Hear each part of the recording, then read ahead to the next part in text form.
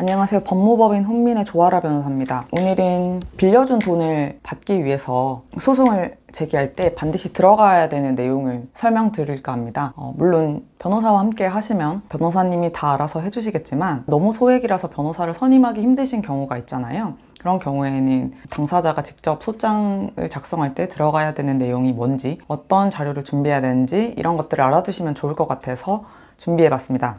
간단합니다. 빌려준 돈 내놔라 이렇게 하는 소송이기 때문에 그렇게 복잡한 건 없습니다. 그런데 이 민사소송의 일반적인 원칙상 주장하는 사람이 증명을 하도록 되어 있습니다. 내가 빌려준 돈을 받기 위해서는 필요한 사실들을 주장을 해야 되고 또 증명을 해야 됩니다. 보통 빌려준 돈을 대여금이라고 칭하고요. 이것을 반환받는 소송을 대여금 반환 소송이라고 보통 칭하게 됩니다. 대여금 반환 소송을 하기 위해서 들어가야 할 내용은 세 가지인데요. 이 세 가지 사실은 꼭 기재를 해주셔야 됩니다. 먼저 돈을 빌려주기로 약정한 사실, 보통 이것을 법률적인 용어로 소비대차 계약이라고 합니다. 이러한 계약을 체결한 사실. 두 번째, 이 빌려주기로 한 돈 자체를 실제로 지급한 사실, 보통 목적물을 인도한 사실이라고 칭합니다. 그리고 세 번째, 갚기로 한 날짜가 됐다, 이러한 사실, 이걸 보통 반환 시기가 도래했다고 칭합니다. 반드시 소장에 이 세 가지 사실을 넣으셔서 꼭 주장을 하셔야 되고 증명은 반드시 하셔야지 대여금 반환 청구 소송에서 승소하실 수가 있습니다. 만약 이자 약정이 있어서 이자까지 받고 싶다고 하시면 이자 약정을 체결한 사실도 같이 써주시고 하셔야 됩니다.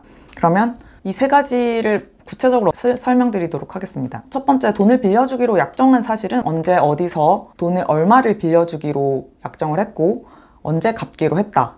예를 들면 내가 2013년도 5월 15일에 상대방에게 2천만 원을 빌려주기로 약정을 했고 2년 뒤에 갚기로 했다. 이렇게 해주시면 됩니다. 그리고 두 번째, 돈을 빌려줬다는 사실은 2013년 5월 15일에 내 계좌에서 상대방 계좌로 얼마를 이체했다. 아니면 2013년 5월 15일에 내 계좌에서 얼마를 현금으로 인출을 해서 어느 곳에서 상대방에게 직접 지급을 하였다. 이런 식으로 해주시면 됩니다. 마지막으로 갚기로 한 시기가 도래했다. 이거는 앞서 언제 갚기로 했다는 사실이 있잖아요. 거기에 따라서 지금은 몇 월 며칠인데 이미 반환을 받기로 한 시기가 지났다. 이런 식으로 해주시면 됩니다. 그런데 당연히 저희가 이걸 증명을 해야 됩니다. 그러면 이걸 어떻게 증명하냐? 당연히 차용증이라든가 아니면 계약서, 각서 이런 것들처럼 명시적으로 돈을 빌려주기로 하고 갚기로 한 내용이 있는 문서가 있으면 가장 좋겠죠? 증거로 제출을 하시면 간단한 문제입니다. 그런데 보통 문제가 되는 경우는 이런 문서들이 없는 경우겠죠. 이 문서들이 없으면 무조건 못 받을까요? 그렇진 않습니다. 민법에서는 구두계약도 계약으로 보고 있기 때문에 구두계약으로 체결을 했고 돈을 지급했던 사실 자체를 증명을 하게 되면 인정받을 수가 있습니다. 그러면 가장 먼저 가지고 오시는 게 계좌 이체 내역입니다. 이 계좌 이체 내역만이 있다고 해서 대여를 인정받을 수 있을까요? 그렇지는 않습니다. 왜냐하면 계좌 이체 내역은 아까 세 가지 중에서 돈을 실제로 줬다는 사실을 입증하는 것에 불과하고 이 명목이 대여금인지 아니면 증여인지 이런 거에 대한 판단이 없는 자료잖아요.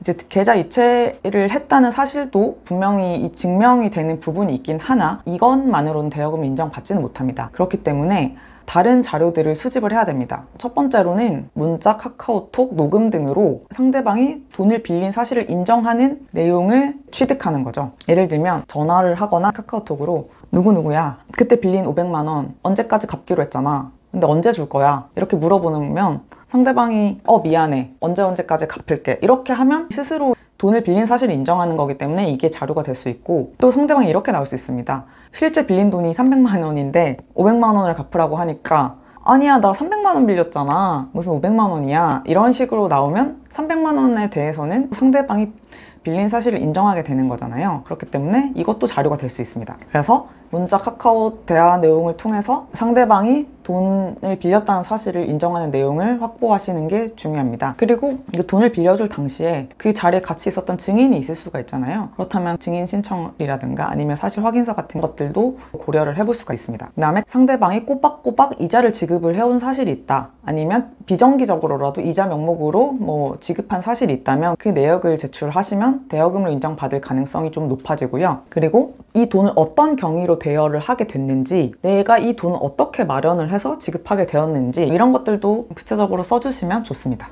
판사님이 봤을 때 이런 경위가 있었고 이건 당연히 대여금일 수밖에 없겠구나 이런 생각이 들도록 하는 게 중요하거든요. 어쨌든 정리하자면 차용증이 있으면 가장 좋고, 차용증이 없다고 하더라도 입증할 만한 돈 증거들을 모아두셔서 소송을 하시면 됩니다. 근데 아무런 증거가 없다. 그럼 사실 소송은 포기하시는 게 맞죠. 내가 돈을 빌려줄 때는 이 정도는 그냥 안 받아도 상관없다. 이럴 때는 증거 없이 빌려주시더라도 받아야 되는 돈이면 당연히 차용증이나 이런 걸 쓰셔야죠. 신뢰관계라는 게 이게 돈을 빌려주게 되면, 돈을 못 받게 되면 사실 인간관계도 깨지고 돈도 못 받게 되는 그런 불상사가 생기니까 돈을 빌려주실 때는 일단 신중하게 하시고, 빌려주실 때는 차용증을 쓰시는 것이 가장 안전합니다. 소액일 때는 변호사와 함께 하실 수 없기 때문에 필요한 사항에 대해서 좀 알려드렸습니다. 만약에 거액이라면 혼자 하시기보다는 변호사와 함께 하시길 추천드립니다. 이상입니다.